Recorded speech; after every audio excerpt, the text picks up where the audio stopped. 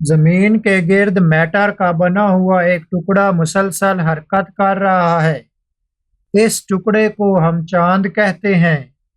इसी चांद को देखते हुए इंसान ने भी जमीन के गिर्द कुछ खास तरह की मशीनें छोड़ी हुई हैं, जो कि जमीन के गिर्द मुसलसल गर्दिश करती रहती हैं।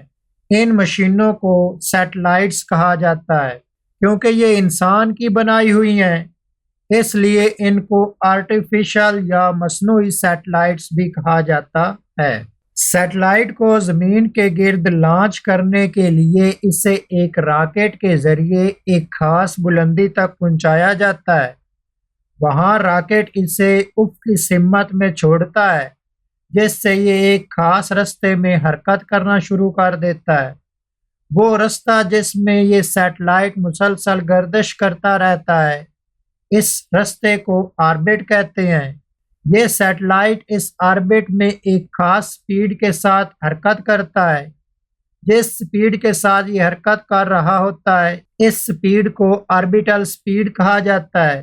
जमीन के मरकज से लेकर इस ऑर्बिट तक डिस्टेंस को ऑर्बिटल रेडियस कहा जाता है और इसे आर नॉट से डिनोट किया जाता है। ये डिस्टेंस दो पार्ट पर मुश्तमिल होता है। पहला पार्ट जमीन के मरकज से लेकर जमीन की बाउंड्री तक डिस्टेंस है, जो कि जमीन के रेडियस के बराबर है, इसलिए इसे आर से डिनोट किया जाता है। दूसरा डिस्टेंस जमीन की बाउंड्री से लेकर ऑर्बिट तक है, जिसको एच से डिनोट किया जाता है और ये सैटेलाइट की बुलंदी या हाइट कहलाती है। ये सैटेलाइट जमीन के गिर्द लॉन्च किए जाते हैं और जमीन के लिहाज से इनकी स्पीड हमेशा जीरो रहती है। इसलिए इन सैटेलाइट्स को जियो स्टेशनरी सैटेलाइट्स भी कहा जाता है। जमीन का वो मकाम जो किसी सैटेलाइट के बिल्कुल सामने आ जाता है, इस सैटेलाइट की लाइन ऑफ साइट में आता है, वो मकाम हमेशा ही इस सैटेलाइट के सामने ही रहेगा। जैसे यहाँ आप मुशाहिदा कर रहे हैं, जितनी ज़मीन आगे स्पिन करती है, जितनी ज़मीन आगे जाती है, उतना ही सैटेलाइट भी आगे चला जाता है। तो ज़मीन का वो पॉइंट जो किसी सैटेलाइट के बिल्कुल सामने होता है, वो हमेशा ही इसके सामने ही रहता है। तो सैटेलाइट ज़मीन के उस पॉइंट के लिहाज से हमेशा साकिन रहता है, इसलिए इनको जियोस्टेशनरी सैटेलाइट भी कहा जाता है। वो सैटेलाइट्स जो ज़मीन के दो मुख्तलिफ मकाम के दरमियान राब्ते के लिए इस्तेमाल होते हैं, इन सैटेलाइट्स को कम्युनिकेशन सैटेलाइट्स कहा जाता है। फर्ज करें कि ये येलो कलर का एक कंट्री है, इसमें क्रिकेट मैच हो रहा है, तो यहाँ से सिग्नल पहले सैटेलाइट्स पर भेजे जाएंगे। पहला सैटेलाइट्स फिर अपने करीबी सैटेलाइट को सिग्नल ट्रांसफ़र करेगा और यहाँ से सिग्नल मुतलका कंट्री, जिसको मैं यहाँ ब्लैक कलर से शो कर रहा हूँ, वहाँ रिसीव किए जाएंगे। तो इस तरह ज़मीन के दो हिस्सों के दरमियान राब्ते के लिए जो सैटेलाइट्स इस्तेमाल होंगे, उनको कम्युनिकेशन सैटेलाइट्स कहा जाएगा। इन कम्युनिकेशन सैटेलाइट से सिग्नल रिसीव करने के लिए हम अपने घरों पर छोटे से डिश एंटीनास लगाते हैं। उनके ज़रिए हम इन सैटेलाइट से सिग्नल लेकर दूर दराज के इलाकों के चैनल या ट्रांसमिशन आसानी से देख सकते हैं। ऑर्बिटल स्पीड ऑफ सैटेलाइट, जैसे यहाँ आपको एक सैटेलाइट दिखाया गया है जिसका मैस छोटे एम से ज़ाहिर किया गया है और ज़मीन है जिसके मैस को बड़े एम से ज़ाहिर किया गया है। ये सैटेलाइट अपने मदार में मुसलसल गर्दिश कर रहा है। जिस स्पीड के साथ ये इस मदार में गर्दिश कर रहा है, इस स्पीड को ऑर्बिटल स्पीड कहते हैं।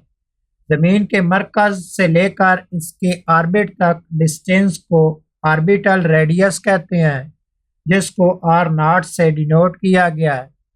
ज़मीन और ये सैटेलाइट दो अलग मासेज हैं, तो न्यूटन के ग्रेविटेशन के कानून के मुताबिक इनके लिए जो हम फोर्स का फार्मूला लिख सकते हैं, वो कुछ इस तरह लिखा जा सकता है कि F is equal to G M M over R not square. ये ज़मीन इस सैटेलाइट पर अपनी ग्रेविटेशनल फोर्स लगाती है, जिसकी वजह से ये सैटेलाइट इस मदार में हमेशा बाउंड रहता है, मतलब ज़मीन इसे सेंट्रीपिटल फोर्स प्रोवाइड करती है। इसके लिए जो सेंट्रीपिटल फोर्स का फार्मूला लिखा जा सकता है वो F is equal to M V square over R not है। तो इस सैटेलाइट पर दो तरह की फोर्सेस अमल करती हैं।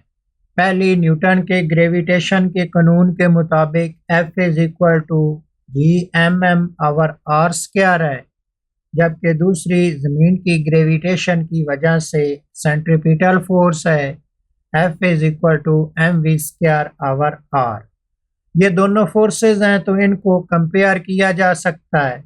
इक्वेशन कुछ इस तरह से लिखी जाएगी, G M M over R not square is equal to M V square over R not.